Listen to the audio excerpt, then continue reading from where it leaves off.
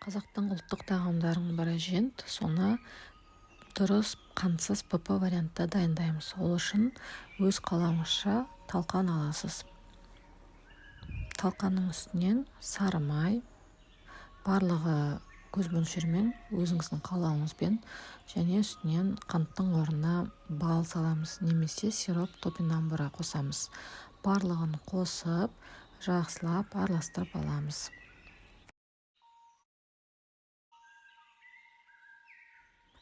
Барлығын осылай біркелкі масса шыққанша жақсылап араластырамыз. Өз қалауыңызша тағы да үстінен мейіз қоссаңыз болады. Енді осы массамызды кез келген формаға келтіріп жасауға болады, немесе осындай дайын формочкаларға салып алуға болады.